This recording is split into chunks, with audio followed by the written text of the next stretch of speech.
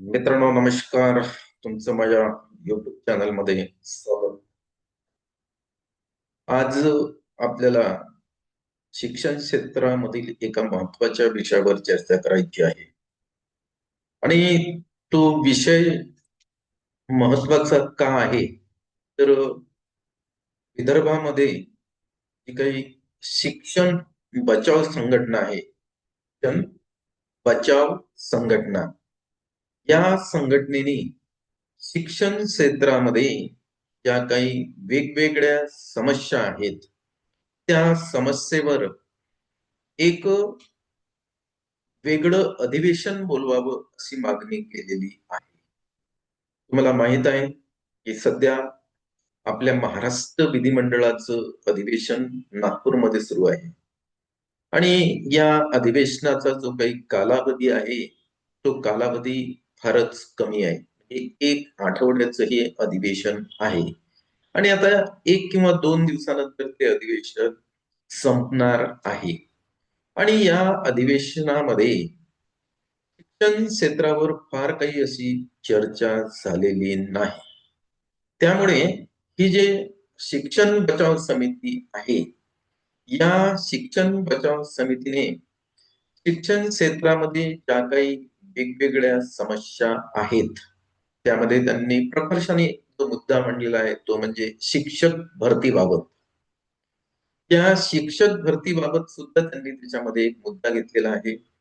पटसंख्या कमी पटसंख्या ज्या शाळांमध्ये आहे त्या बाबतीत सुद्धा त्यांनी त्याच्यामध्ये म्हणजे त्या निवेदनामध्ये नमूद केलेलं आहे आणि पुन्हा त्यांनी राज्यातील ज्या अनेक वस्ती आहेत, त्याच्यानंतर काही वाडी आहेत, काही तांडे आहेत, काही पाड्या आहेत, येथील शाळांमध्ये जे काही विद्यार्थी आहेत त्या विद्यार्थ्यांना शिकवण्यासाठी किंवा त्यांना नवे एक प्रभावी अध्यापन मिळण्यासाठी शिक्षकांची संख्या फारच कमी आहे आणि काही ठिकाणी तर शिक्षकच नाहीत असं त्यांनी त्या निवेदनामध्ये नमूद केलेलं आहे. आणि या शिक्षण क्षेत्रामध्ये ह्या ज्या वेगवेगळ्या समस्या आहेत या समस्येवर एक प्रदीर्घ चर्चा व्हावी, त्यासाठी शिक्षण क्षेत्राच्या समस्यांचं निराकरण करण्यासाठी महाराष्ट्र विधिमंडळाचं एक स्पेशल अधिवेशन बोलवावं ही त्यांची प्रमुख मागणी आहे. चला तर आपण मी तो स्क्रीन आता शेअर करतो. आपल्याला त्यांच्या कोणत्या मागण्या आहेत त्या मागण्या जाणून घ्यायच्या आहेत आणि विशेषतः त्यांनी त्यामध्ये शिक्षक भरतीवर, नवीन शिक्षक भरतीवर सुद्धा जोर दिलेलं आहे. तर ह्या ज्या मागण्या आहेत या मागण्या कोणत्या आहेत आणि त्या निवेदनामध्ये त्यांनी महत्वाचे जे काही मुद्दे आहेत ते कोणते मुद्दे तिथं नमूद केलेले आहेत ते आता आपल्याला बघायचं आहे. बघा, शिक्षक भरती, शिक्षणावर स्वतंत्र अधिवेशन, म्हणजे जो काही शिक्षणावर चर्चा करायची आहे ती चर्चा सध्याच्या अधिवेशनामध्ये होत नाही असं त्यांचं म्हणणं आहे. त्याचं कारण एक आहे की या अधिवेशनाचा कालावधी फार कमी आहे आणि वेगवेगळ्या लक्षवेधी त्याच्यामध्ये येतात. त्यानंतर वेगवेगळे त्यांना विधेयक पास करून घ्यायचे असतात आणि हे विधेयक पास करणं, लक्षवेधी मांडणं याच्यामध्ये अधिवेशनाचा भरपूर वेळ जातो. त्यामुळे शिक्षण क्षेत्रासारख्या महत्वाच्या विषयावर चर्चा करण्यासाठी वेळ मिळत नाही. म्हणून त्यांचं असं म्हणणं आहे की एक स्पेशल अधिवेशन, ज्या काही शिक्षण क्षेत्रामध्ये समस्या आहेत त्यावर तुम्ही एक स्पेशल अधिवेशन बोलवा अशी या शिक्षण बचाव संघर्ष समितीची मागणी आहे. ही विदर्भातली एक संघटना आहे. या संघटनेने ही मागणी केलेली आहे. त्यांनी पुढे असंही म्हटलेलं आहे बघा, त्यांचे काही मुद्दे फार याच्यामध्ये आपण इथं नमूद केलेले आहेत. एक आहे शिक्षणात उभे झालेले गंभीर प्रश्न लक्षात घेता शिक्षणावर स्वतंत्र अधिवेशन बोलवले गेले पाहिजे असं त्यांचं म्हणणं आहे. म्हणजे जे काही आपलं शिक्षण क्षेत्र आहे या शिक्षण क्षेत्रामध्ये काही गंभीर प्रश्न उभे झालेले आहेत त्याच्यामधला पहिला असा प्रश्न आहे तो की ज्या काही सरकारी शाळा आहेत त्या सरकारी शाळा बंद होत आहेत आणि ती नवनवीन शाळा उदयास येत आहेत. हा एक त्यांचा सगळ्यात मोठा त्याच्यामधला एक त्यांनी मुद्दा तिथं मांडलेला. त्यामुळे सरकारी शाळा बंद होऊ नये. ज्या सरकारी शाळेमध्ये विद्यार्थ्यांची पटसंख्या कमी आहे त्या सरकारी शाळेतील विद्यार्थ्यांची पटसंख्या कशी वाढवता येईल किंवा पटसंख्या कमी असताना तिथं अध्यापन करण्यासाठी सुद्धा कंत्राटी शिक्षक न देता पूर्ण वेळ शिक्षक दिल्या गेले पाहिजेत असं सुद्धा त्यांनी त्या निवेदनामध्ये नमूद केलेलं आहे. आणि त्यावर चर्चा करण्यासाठी विधिमंडळाचं एक विशेष अधिवेशन बोलवा अशी त्यांची मागणी आहे.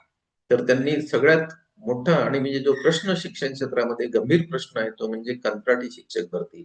कारण जे काही कंत्राटी शिक्षक नेमले होते 11 महिन्यासाठी त्यांचा आता कालावधी संपलेला आहे. मग त्यांचं असं म्हणणं आहे की हे कंत्राटी शिक्षकांचा कालावधी संपल्यानंतर आता ज्या ठिकाणी हे तुम्ही कंत्राटी शिक्षक नियुक्त केले होते त्या शाळेमधील विद्यार्थ्यांचं प्रचंड शैक्षणिक नुकसान होत आहे. मग तुम्ही आता कंत्राटी शिक्षक न नेमता तिथं पूर्ण वेळ शिक्षकांची भरती करा. हा त्यांनी एक प्रकर्षाने तिथं मित्रहो एक मुद्दा मांडलेला आहे आणि यावर एक समर्पक चर्चा झाली पाहिजे.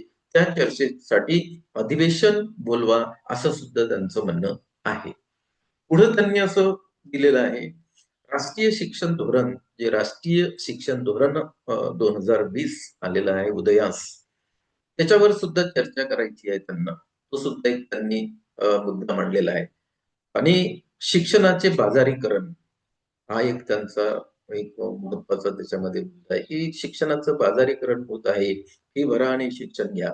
तर ग्रामीण भागामध्ये जे काही गरीब विद्यार्थी आहेत त्यांची शिकायची इच्छा आहे पण त्यांना शिक्षणाचे जे काही म्हणजे असं म्हणू आपण त्याला प्रभावी अध्यापन त्यांना मिळत नाही कारण तिथं शिक्षक संख्या ही ग्रामीण भागामध्ये सरकारी शाळांमध्ये फारच कमी आहे असं सुद्धा त्यांनी तिथं नमूद केलेलं आहे. त्यानंतर शाळा बंदी म्हणजे पटसंख्येच्या अभावी ज्या काही सरकारी शाळा बंद पडत आहेत त्यावर सुद्धा त्यांना चर्चा. त्याला त्यांनी एक मुद्दा दिलेला आहे तिथं तो म्हणजे शाळा बंदी.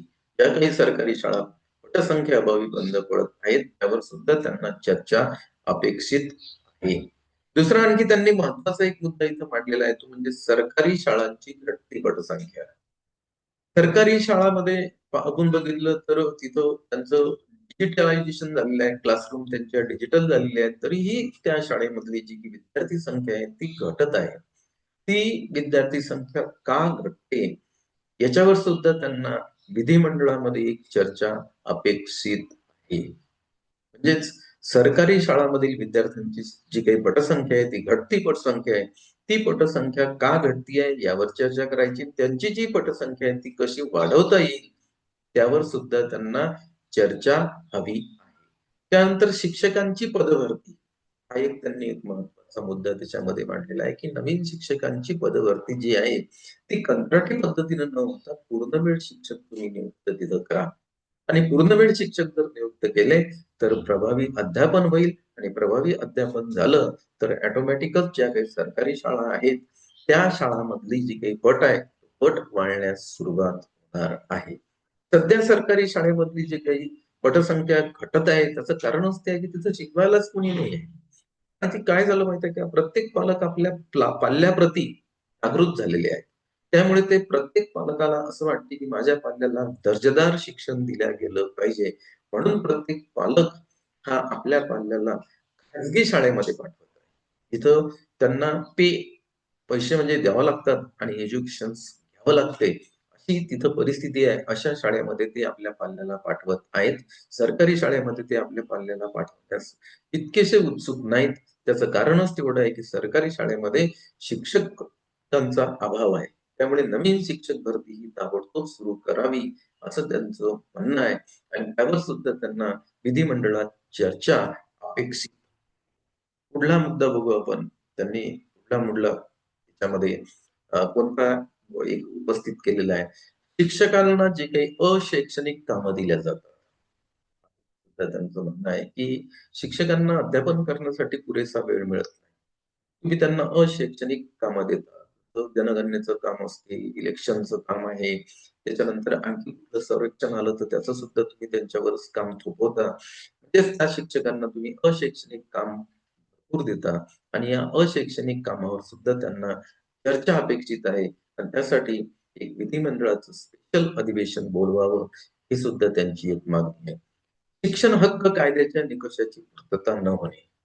जो काही शिक्षण हक्क कायदा आहे, त्या शिक्षण हक्क कायद्याचे जे काही निकष आहेत, त्या निकषानुसार शाळा चालायला पाहिजे. त्याची पूर्तता होत नाही, त्यावर सुद्धा त्यांना चर्चा अपेक्षित आहे. आणि आणखी एक त्यांनी असं म्हटलेलं आहे, की जे काही उच्च शिक्षणाचे संकुचितीकरण झालेलं आहे आणि त्याच्यामध्ये घटती आर्थिक तरतूद हा एक त्यांनी मुद्दा मांडलेला आहे, की तुम्ही शिक्षण क्षेत्रावर जे काही आर्थिक तरतूद करायला पाहिजे, म्हणजे क्षेत्रावर जो काही खर्च करायला पाहिजे, तो खर्च शासन करण्यास तयार नाहीये. त्याविषयीची जी आर्थिक तरतूद आहे, ते दरवर्षी कमी-कमी होत जात आहे. तर त्यामुळे त्यांना आर्थिक तरतुदीवर सुद्धा या शिक्षण क्षेत्राच्या चर्चा हवी आहे व त्यासाठीच त्यांना विशेष अधिवेशन बोलावण्याची त्यांची मागणी आहे. आणि आपण बघतोय की शाळांमध्ये जे काही हे आहे म्हणजे शाळा जिथं-जिथं शाळा आहेत सरकारी शाळा, त्या शाळांमध्ये भरपूर असुविधा आहेत. म्हणजे तिथं टॉयलेटची समस्या आहे. त्यामुळे मुली त्या शाळेमध्ये जात नाहीत. त्याच्यानंतर तिथला जो परिसर आहे, तो परिसर स्वच्छ नसतो. त्यानंतर फर्निचरची व्यवस्था असायला पाहिजे. त्याच्यानंतर वेगवेगळं खेळाचं साहित्य असलं पाहिजे. ह्या सगळ्या गोष्टींवर त्यांना एक चर्चा घडवून आणायची आहे. म्हणून त्यांनी ही मागणी केलेली आहे. परिपत्रक त्यांनी शासनाला दिलेलं आहे, की शिक्षणावरील चर्चेसाठी सध्या शिक्षणावरील चर्चेसाठी तुम्ही कालावधीच राखून ठेवत नाही. त्यामुळे शिक्षण क्षेत्रामध्ये भरपूर समस्या आहेत. त्या समस्येवर चर्चा होत नाही. चर्चा होत नसल्यामुळे त्या समस्येचं निराकरण होत नाही आणि त्या समस्या जशाच्या तशाच राहतात. मग या समस्येचं निराकरण व्हावं यासाठी शिक्षण क्षेत्रामध्ये ज्या समस्या आहेत, त्या समस्यांवर स्पेशल अधिवेशन बोलावून चर्चा घडवून आणावी, अशी त्या शिक्षण बचाव समितीची मागणी आहे मित्रहो. तर आजच्या या व्हिडिओच्या माध्यमातून एक संक्षिप्त चर्चा आपण याच्यावर केलेली आहे. हा व्हिडिओ तुम्हाला आवडला असेल तर त्याला लाईक करा. तुम्ही जर माझ्या चॅनलला नवीन असाल, या चॅनलला सबस्क्राईब करा. या व्हिडिओला भरपूर शेअर करा. नक्की आपली भेट नंतरच्या व्हिडिओमध्ये होईल. धन्यवाद.